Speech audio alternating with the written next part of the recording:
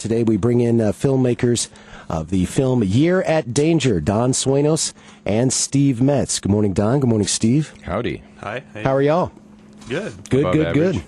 Steve, this is quite the story here. 9 days after you get married, you are off to Iraq, and that is kind of where the movie starts, right? Yep, that's right. 3 days after the honeymoon, we found out I was going to Iraq, and pretty much went and bought a camera right after that and started documenting it. Wow. On standby for any kind of reaction. You're always training all the time, and other people have kind of I don't want to call them desk jobs, but kind of aren't any administrative jobs. But in all cases, you're constantly kind of surrounded by explosions in the background, or kind of this over-ending kind of fear that something may happen. Steve Metze and Don Swaynos joining us this morning. Year at Danger, which is playing Friday night, 7 o'clock at the Alamo Lake Creek, and then next Wednesday at 6 p.m. Out at the Adobe. And so, Don, bringing this day-to-day life, to film, it's got to be eye-opening, right? I mean, for those of us that, haven't been over there. It certainly was, because, I haven't, and just receiving the tapes from Steve, as I would, every few weeks, get a few tapes in the mail and just kind of look at them, and it certainly was different than anything I'd seen before. Mm-hmm. Because since Steve is, not just a reporter or a documentarian over there, he's a soldier. So, the way he can relate to other soldiers and kind of his access to what's going on. Right. So you truly do get, kind of the behind-the-scenes at Year at Danger, a soldier's story told firsthand by the stories. And what this offers, too, Steve, is that, there's no reporters coming in and, things like that. No big headlines that we see on television.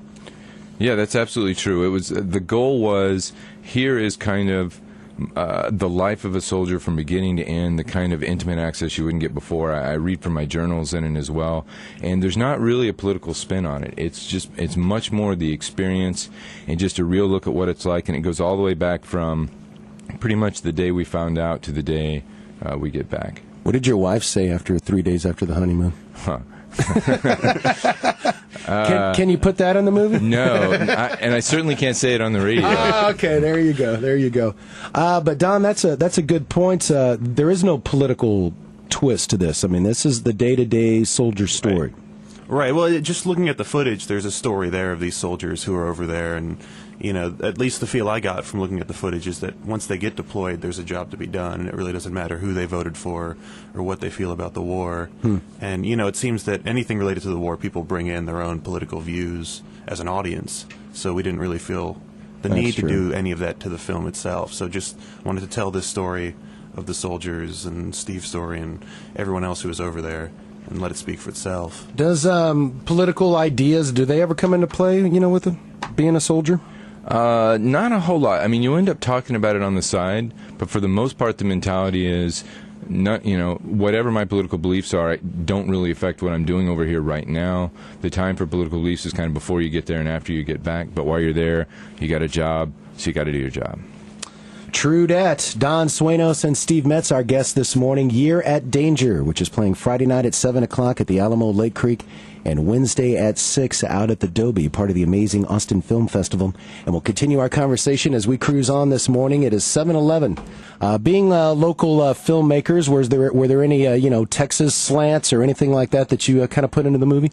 Well, they're definitely. I mean, it's all Texas soldiers, right? So, okay. We've got the occasional Texas flag that manages to make its way into the shot. Of course. Not at random. And Texas or bust, kind of, I think people wrote that on some pieces of cardboard and threw it in. But I think that's really the only Texas things that came up that I can think of off the top of my head. And then, Don, how did, he would send you the film, so how did that whole process work, between putting it together and things like that? Basically, I'd go to my mailbox and, usually maybe every other week I'd get either some Xeroxed pages from his journal that he was sending back to us, and then also the tapes, which he would send in Altoids tins. And so that's funny. He was actually sending so many that it got to the point where we needed to send Steve more Altoids, because he was sending back so many tapes. I think 50 some hours. So that's a lot of a lot of breath mints. And was it things where you would just walk around with the camera, or did you kind of have a script working in your head? And a little bit of both. I carried the camera everywhere. It was like my second weapon, because I had a pistol on my hip, but I had the camera in my hand almost all the time as well. But at the same time, while I was shooting everything, anything that happened, first I would go out and do whatever my job was, and then whenever I got the job rolling, then I would pull out the camera and videotape what was going on, and if I needed to do my job again, I would either keep rolling or stop, depending on what it was. But the whole time I was, kind of thinking how is my life forming itself into kind of a narrative structure? And so when I saw things that, hey, this is the beginning, I need to make sure I get the end of that, so that it would be easier for Don later on to kind of edit it all together. Was there any clearance you needed to get? Clarence, Victor. Well, I did get signed releases from all the soldiers who are in it, so that's a good sign.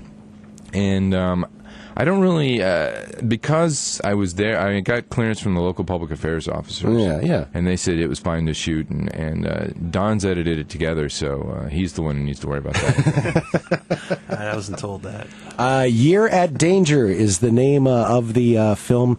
And again, it is Friday night at 7 at the Alamo Lake Creek, and then next Wednesday, 6 o'clock out at the Dobie. And don't forget, you can buy individual tickets for this. If you don't have the $35 film pass, and you just want to see specific movies throughout the festival, you can walk up about 30 minutes or so before showtime at each of the theaters and buy tickets, and I think they're only $8. And Don, will you be in attendance, you and Steve? We will. We'll be at both screenings. And we'll do a question and answer at the end, which will be exciting. Mm-hmm. Are you worried about that? I'm a little nervous about that, yeah. Yeah, there are all kinds of potentials for a Iraq documentary Q&A, so... How did y'all meet? I guess... Was it through UT? Did you? Yeah, we were film, okay. Film school. Yeah, so different film school projects. Yeah, so I was kind of teaching there and getting an MFA, and Don was getting his degree there as well. Well, it just sounds fascinating, and we all kind of get caught up in all the politics involved, with Iraq. But this is truly a soldier's story, and it's a new local film, the world premiere with Don Swaynos and Steve Metze in attendance Friday at 7 at the Alamo Lake Creek, and it is called Year at Danger. And we thank Don and Steve for being with us this morning. Thank you, guys. Thank you. Thanks for Have a good one.